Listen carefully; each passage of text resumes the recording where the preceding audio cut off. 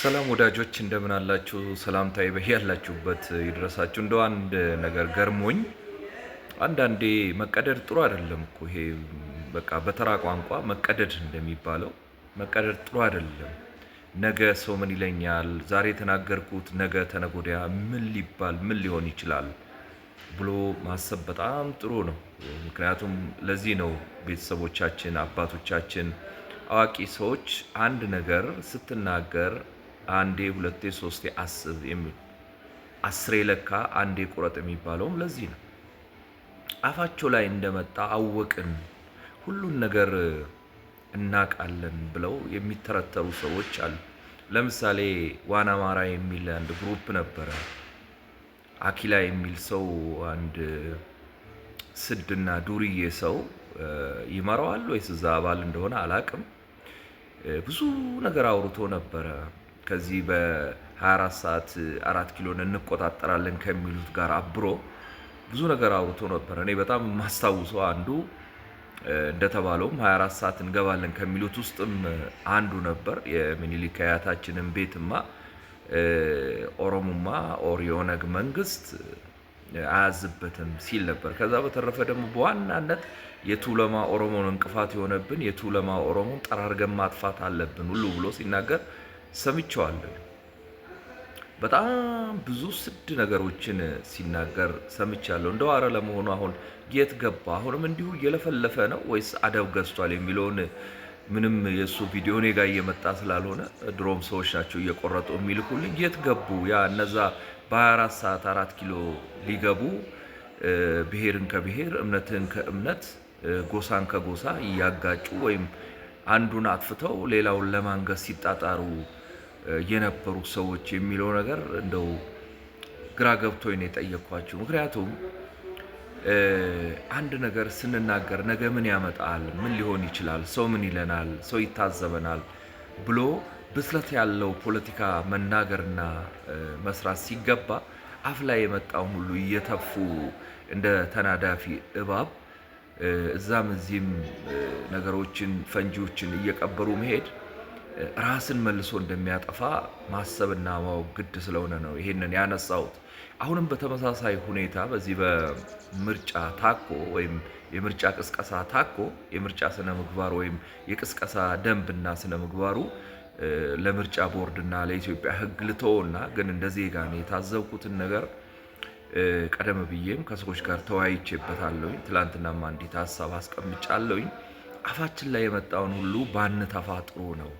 ህዝቦችን በአንድነት የሚያኖር ለሀገራችን ሉዓላዊነት ክብር የሚሰጥ ለዘላቂ አንድነታችንና ወዳጅነታችንና ጥቅማችን ትልቅ ቦታ ያለው ንግግርና ክርክር ነው ማድረግ ያለብን። ለሻዕቢያ ወግኖ ለግብፅ ወግኖ ለሱዳን ወግኖ የሀገርን መንግስት ማጥላላት ነውር ነው፣ አይረባም፣ የትም አያደርስም። አንደኛ ወደ መንግስትም አያስመጣ። ምናልባት ባለስልጣን ሊያስደርግ ይችል ይሆናል። አንድ ወይ ሁለት ሶስት ሰው ፓርላማ ይገባና ከዛ ውስጥ እንግዲህ ያው ወደ ሰፊውና የዋሁ የዶክተር አብይ መንግስት አንዱን ወይ ሁለቱን ሚኒስትር ሊያደርግ ይችላል። በግል ባለስልጣን ሊኮን ይችላል።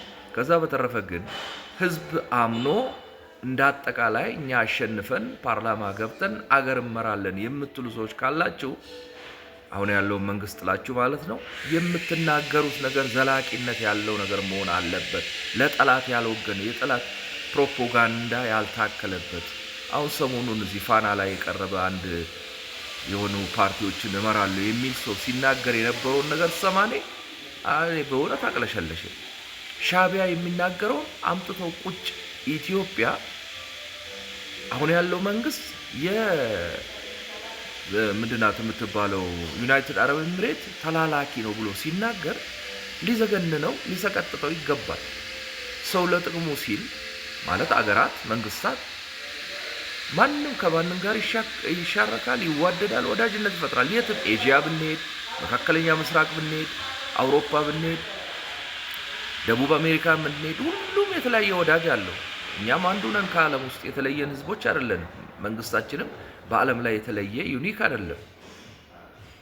ስለዚህ እንደነ ዋና አማራ እንደው አደገ እየተባለ እንደ ቀርካ እንደ ሸምቦቆ እንዳታቆለቁሉ ሌሎቻችሁም ጥንቃቄ ከነሱ ትምህርት ብትወስዱ ከነሻለቃ ዳዊት ትምህርት ብትወስዱ ሻለቃ ዳዊት ዓለምን ይመራል አገርን ይመራል ሲባል የነበረ ሰው እንደ ሸምበቆ ወጥቶ አሁን ጭራውን ቆልፎ የገባበት አናቅ እነዋን ይሄ አኪላ ምናምን የሚባል እነ ጸጋዬ ገብረመድህን ሲተች የነበረ ጸጋዬን መሀይም አድርጎ ራሱን አዋቂ ሲያደርግ የነበረ ስድ ዛሬ ወጥቶ እሱም እንደ ቀጋ አናቱ መሬት ተተክሏል፣ ገና ይተከላል።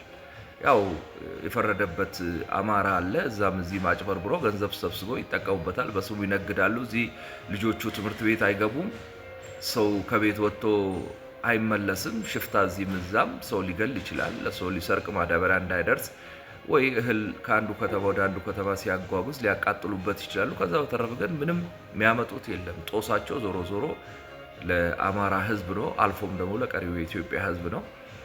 ያንን ደግሞ መንግስታችን አሁን አይቀጡ ቅጣት እየቀጣ በሰላም ይፈልገውም ወደ ሰላም እየመለሰ ሌላውን ደግሞ አይቀጡ ቅጣት እየቀጣ ስዶቹን ልክ እያስገባ ስለሆነ እንደ አጠቃላይ የትም አይደርሱም። ነገር ግን ጊዜያዊም ቢሆን እንቅፋት እየፈጠሩ ነበርና አሁንም ያ ነገር እንዳይቀጥል መላው ኢትዮጵያውያኖች ሁላችንም ማለት ነው እንደ ዜጋ ነው ማወራው የሚደረገውንም ክርክር በጥሞና ብዙ እኮ ነገር አለ። ይሄን መንግስት ምን ተችበት የኑሮ ውድነት አለ፣ የዚህ የሰላሙን ጉዳይ አለ፣ የትራንስፖርት ችግር አለ፣ የቤት ችግር አለ።